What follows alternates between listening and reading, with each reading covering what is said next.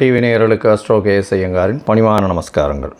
மாத பலன், பராபவ வருஷம் ஆனி மாத பலன்கள் 15/6/2026 16/7/2026 வரலும் உண்டான காலகட்டம் 32 நாட்கள்.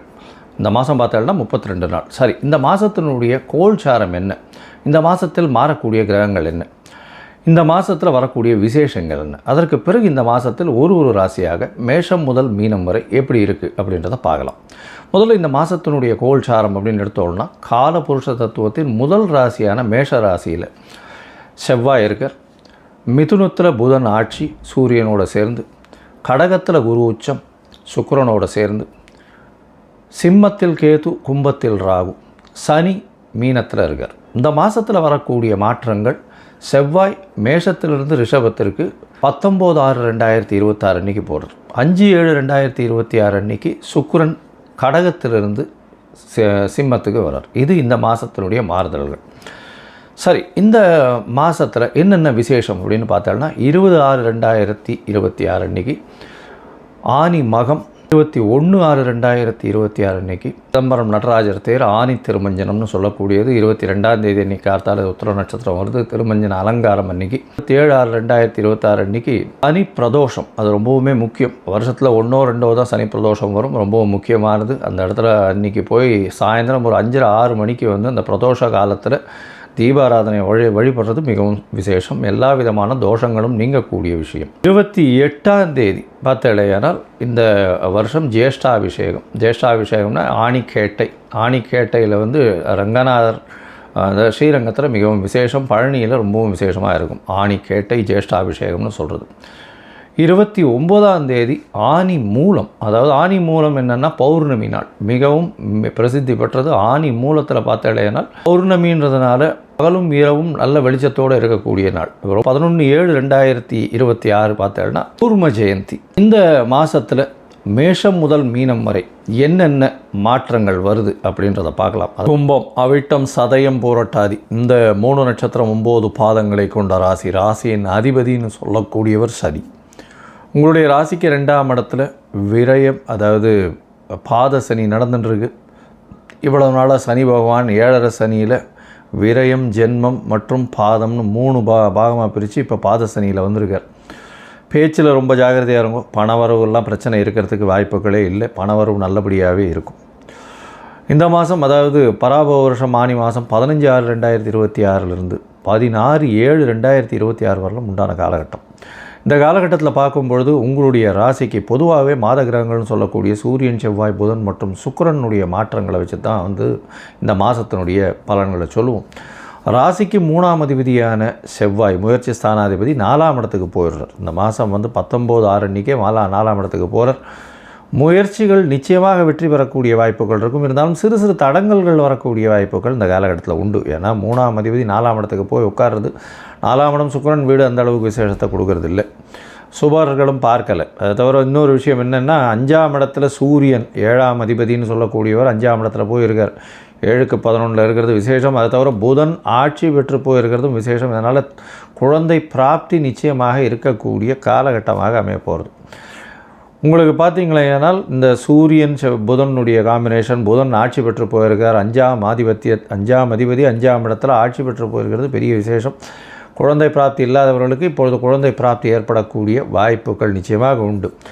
சுக்கிரன் 6ஆம் இடத்துல இருக்கார். மறைஞ்சு இருக்கக்கூடிய காலகட்டம். புதிய கடன் அமையும். குரு பகவானும் 6ஆம் இடத்துல இருக்கார். உங்களுடைய ராசிக்கு தனஸ்தானாதிபதி 2ஆம் இடத்துல, தனகாரகன் தனஸ்தானாதிபதி ரெண்டுமே குரு பகவான். அவர் 6ஆம் இடத்துல கடன் ஸ்தானத்தில் இருக்கிறதுனால புதிய கடன் அமையக்கூடிய வாய்ப்புகள் இந்த காலகட்டத்தில் உண்டு.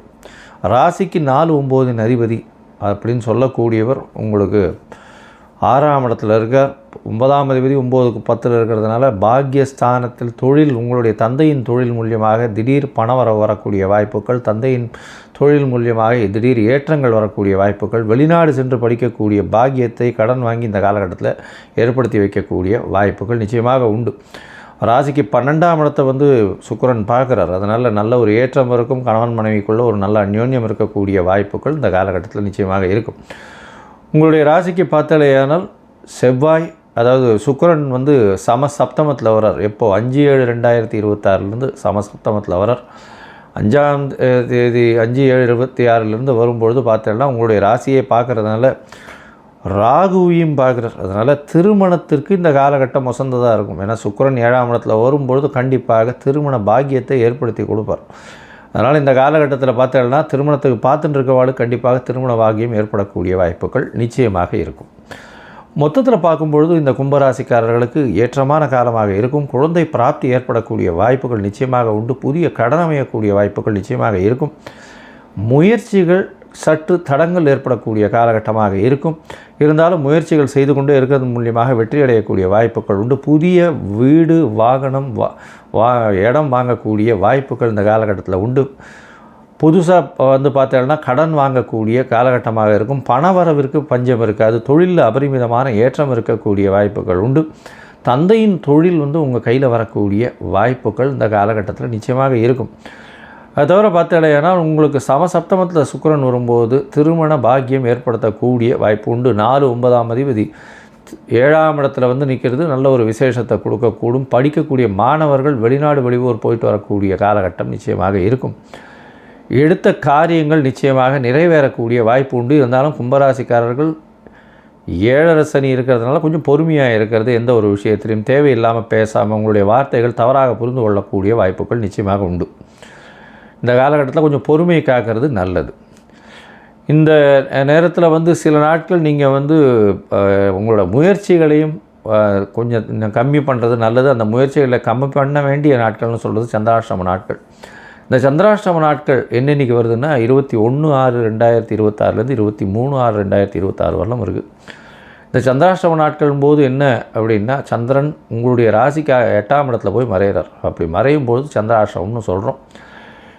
இந்த சந்திராஷ்டம காலகட்டத்தில் புதிய முயற்சி வேண்டாம், வெளியூர் வெளிமாநில பிரயாணம் வேண்டாம்ன்ற ஒரு வேளை பண்ண வேண்டி இருந்ததே. ஆனால் சந்திர பகவானுக்கு உண்டான எளிய பரிகாரம் நிச்சயமாக பண்ணிட்டு போங்க. அருகில் இருக்கக்கூடிய கோவிலில் நீங்கள் உங்களால் முடிஞ்ச பச்சரிசி தானம் கொடுத்துட்டு போங்க. கோவிலில் போயிட்டு பச்சரிசி அங்கே இருக்கிற குருக்களுக்கு கோவிலுக்கோ தானம் கொடுத்துட்டு போங்க. இந்த காலகட்டத்தில் உங்களுக்கு தசாபுக்தி அந்தரம் சூக்ஷ்மம் அந்த அளவுக்கு விசேஷம் இல்லை அப்படின்னா சரவேஸ்வரரை போய் வணங்குவோம். சரவேஸ்வரரை வணங்குறது உங்களுக்கு பெரிய ஏற்றத்தை கொடுக்கக்கூடியது அப்படின்றத சொல்கிறோம். வரக்கூடிய வரப்போகும் எந்த ஒரு பிரச்சனையாக இருந்தாலும் நிச்சயமாக சூரியனை கண்ட பனி போல இருக்கும் இடம் தெரியாமல் போகும். கடவுள் அருள் டிவியை பார்த்தமைக்க நன்றிகள். மேலும் இது போன்ற தகவல்களை தெரிந்து கொள்ள கடவுள் அருள் டிவியை சப்ஸ்கிரைப் செய்யுங்கள். மறக்காமல் பெல் ஐக்கானை கிளிக் செய்யுங்கள்.